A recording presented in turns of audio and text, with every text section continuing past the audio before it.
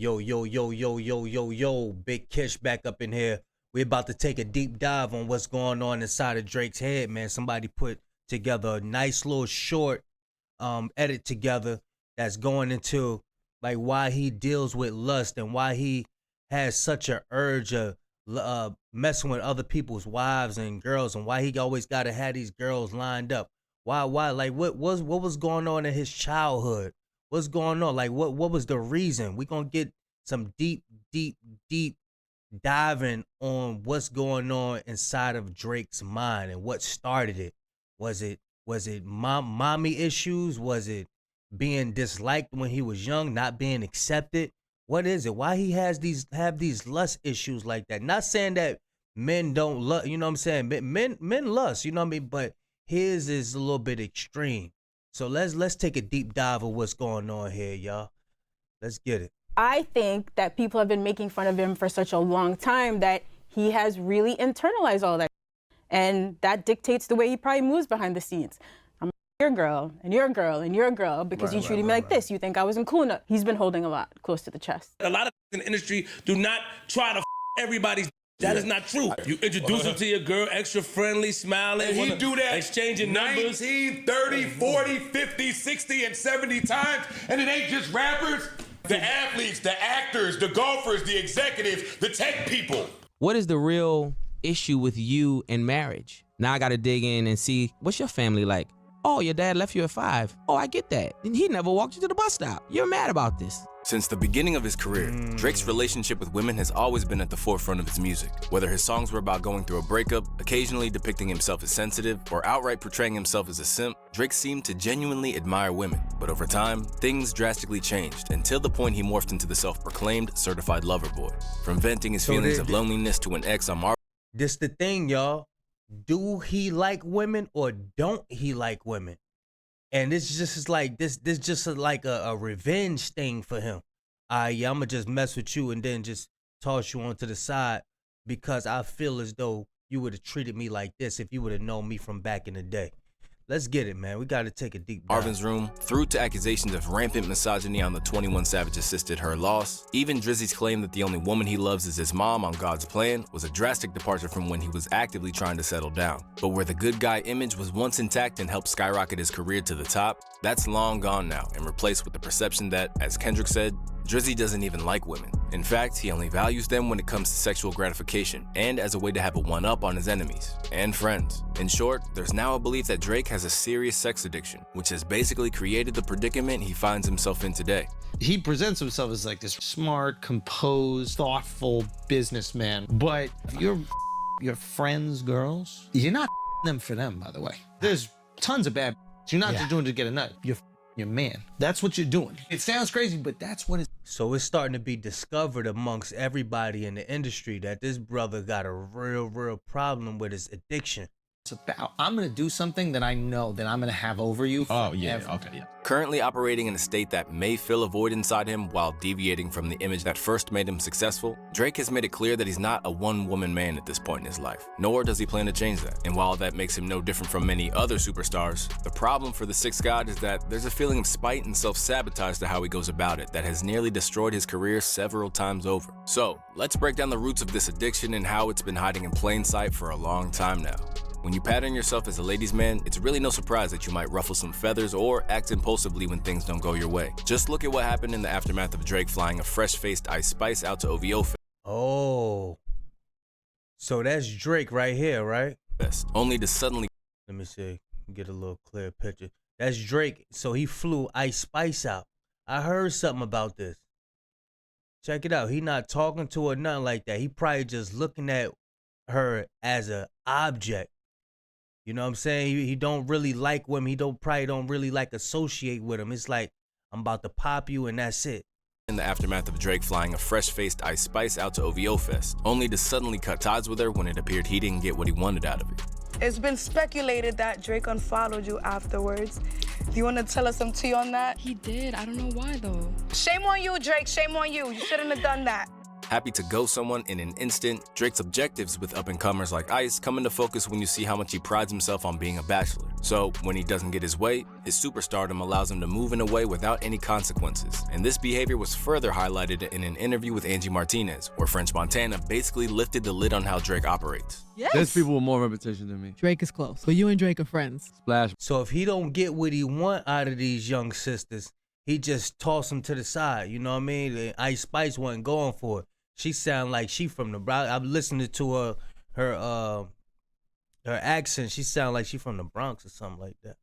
Bros. Snipe Squad. Kinda You know he sound gave me like the Snipe Cardi B a Squad little thing. bit. 10 rules, 10 snipe commandments. Thou shalt not snipe a bro's ting. Thou shalt never pillow talk or discuss business with a ting. On any import from the United States, Canada, or any. Oh, so it looked like Drake wrote his own 10 commandments. Yeah, see, that's why God is doing this to you now. You up there making your own 10 commandments and all that shit. Other region, thou shalt practice a maximum 3-day export rule to avoid frustration. If you fly anybody in, give them 3 days so you can avoid frustration. 3 days maximum. With Drake basically retaining the mindset of a man in his 20s, it explains why Drizzy also doesn't care whose toes he steps on, including... See, he said Drake maintaining the mindset of a man in his 20s. That's why the Bible say get rid of your youthful lust. That youthful lust. You gotta get rid of that thing, man. You gotta get rid of that. Sniping someone else's ting. Take for instance the story of Naomi Sharon. Unlike Ice Spice, it's believed that she welcomed Drake's advances despite being in an 8-year relationship. To make matters worse, Drake had worked out with her then boyfriend just days before, only to later post an IG picture after the story broke captioned, "Without remorse, dirty."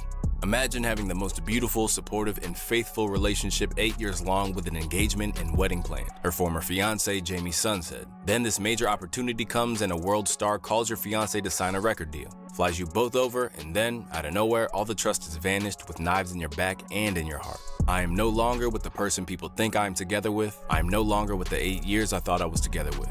With someone like Jamie participating in the music industry at a lower level, Drake clearly had no concerns when it came to trampling over his life to get what he wanted. But even though he got away with just a bit of reputational damage that time, recently, it's become clear that Drake's promise to French Montana about never getting involved with someone else's girl was just talk. Because when you look back, Drake has a habit of bringing women into almost all of his beefs with other rappers. And in the view of one of his biggest supporters and academics, this is where Drake has been a habitual line crosser. I keep asking people and they're like, yo, listen, man, Drake's a little sloppy with it. All these guys, they share the same crop of girls. It's a thin line between like, yo, these are like the community chicks that we all and yo, you're doing certain to kind of like disrespect. In Act's view, this has always been a key part of how Drake has operated, long before it led Future to call him a fan on We Don't Trust.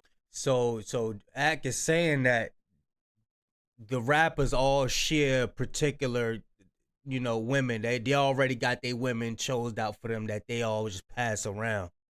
But Drake take it a step further and be messing with the chicks that ain't in that bunch. Trust you. Case in point, just look at why his decade-long feud with CB started. Imagine how bold Drake was when Drake sends a bottle over there with a note that says, I'm the love of your life. That was supposedly the note. And right then, beef starts. So Drake is in the club, supposedly with Meek and some other people, and Chris Brown is there, and Drake sends a thing over to be like, I'm the love of your life. Drake is a savage. Yeah, you gotta keep the girl away from Drake. Back when Drake and Chris had some bad blood over Rihanna, the whole thing likely made things awkward at parties, but didn't really spill out onto record or really even enter the public consciousness at the time. But that hasn't always been the case. And much like his dispute over Princess Diana with Future, it was his decision to mess with other people's girls that led his ghostwriting scandal with Quentin Miller to come to light in the first place. In turn, creating a narrative that's haunted him ever since. That's how the whole thing started with even the reference tracks. DJ Drama says, bro, he didn't write that. The guy in my studio in Atlanta, he recorded it and Drake just sang it over. That's how that starts. So two guys who thought Drake their chicks basically created that moment. But while all of these incidents could have been damaging to his career, if you need to look at how far Drake will push it when... Do you see how that can make you fall just by being sloppy with your wee-wee? That can make you fall real quick. Now you're being exposed for ghostwriters and reference tracks and all that. All because you don't know how to maintain your wee-wee properly. When it comes to women, look no further than him betraying his very own mentor when he was at his lowest. A story that was brought to light in a bar by Kendrick Lamar's Not Like Us, the allegations that Drake f***ed on Wayne's girl when he was in jail have actually been around for a while. And to Weezy's credit, he's done his best to shoot Drake some bail.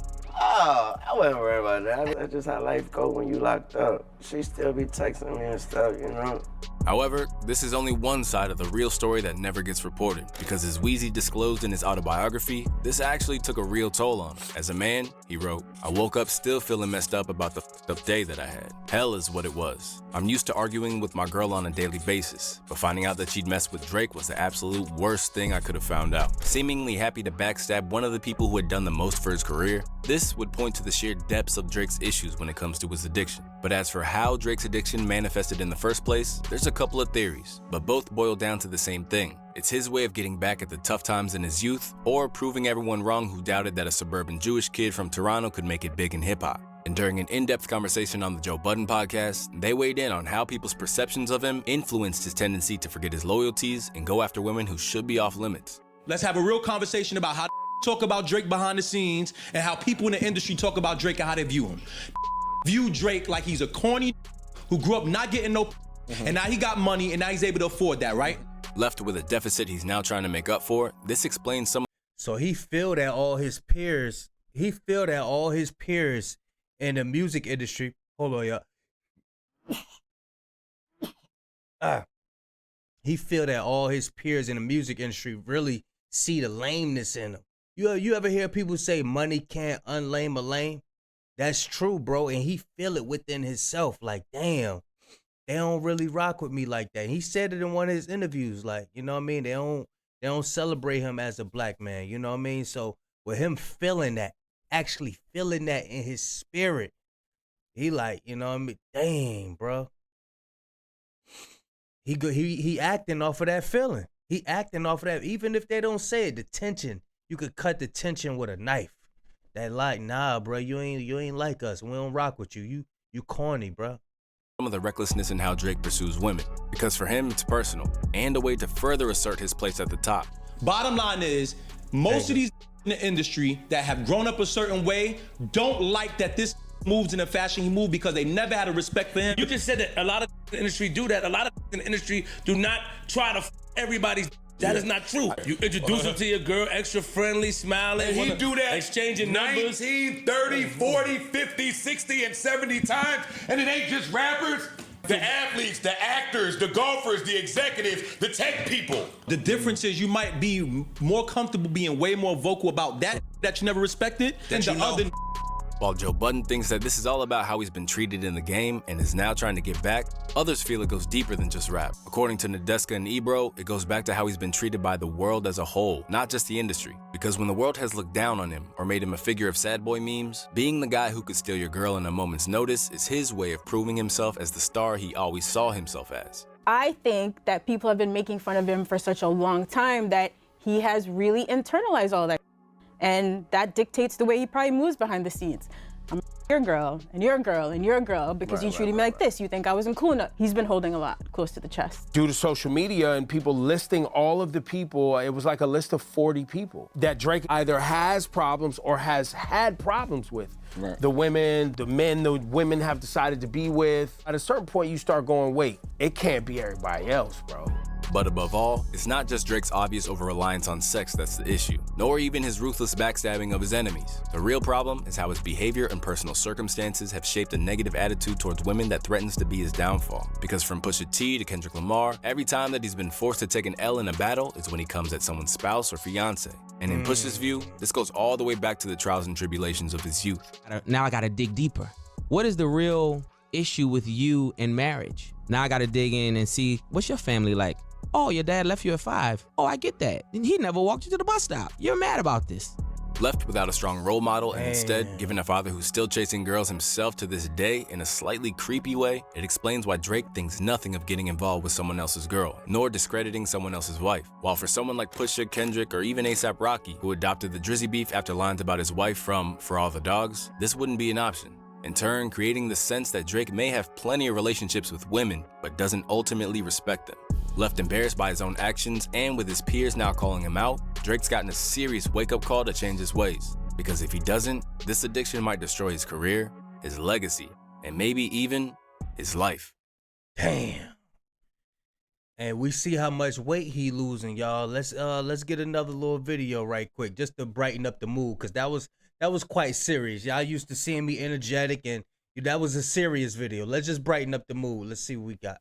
Good morning, Daddy. I see you finally up. No, that ain't it. My bad. Great. Crazy. I was just thinking about you. Nah, bitch. I don't even care. Twin, stop. I can't put you found. Seriously. You gotta learn yourself. But for real, why your booty look bigger than mine? Can't believe I let your ass talk me into this. Nah, bitch. Hold on, somebody calling. Who that? Oh, this Diddy. Diddy who? Puff Daddy Diddy, you know. Shit, answer that. Yo, Mr. Champagne Poppy. Diddy, it's up, fam. Mr. Kiki, do you love me? Yo, my man's is wild. Nah, I'm just playing. But yeah, man, I'm throwing a little bad boys poop. Why they got the feet with the veins in the feet, yo? Why they got, yo? These animation people make me sick, bruh. Yo, why they got the feet out? The crooked toes. Party for all the fellas so we can really like get together and like talk and understand each other. Yo, what are you going on about, fam? Seriously. But I'm at the doctor now getting a surgery. Come on, man. I got a few things tied up. It's gonna be cheesecake. You said cheesecake? Yeah, the good kind too. Hey, flop it, you know. I'm there.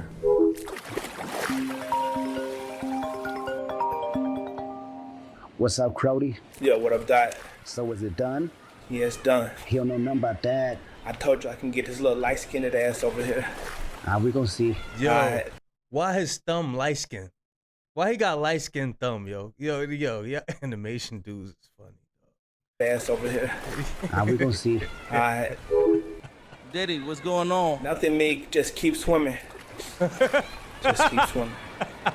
Shit. Yeah. Keep swimming, I think me. we're here. Damn. I'm saying. This how Diddy living? You think it's paid off? You're not right, twin.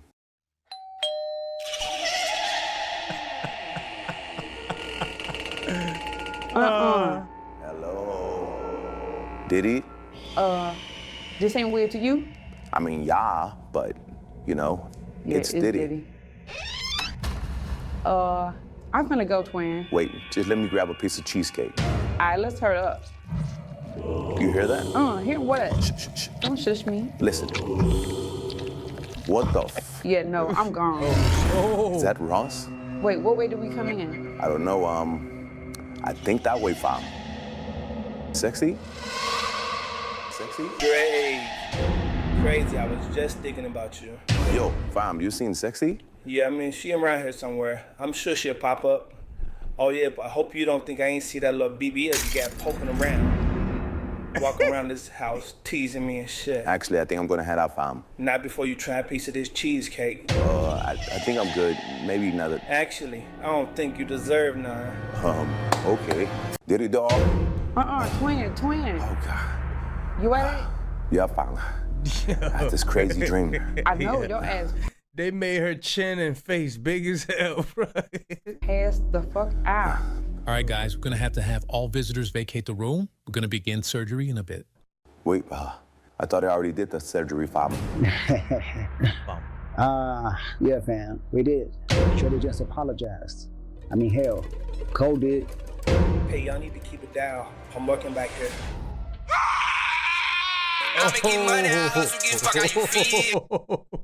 He was doing his BBL. Oh, man, I had to throw that in there, brighten up the mood, man. You know what I mean? Big Kish signing out. I'm gone, bro.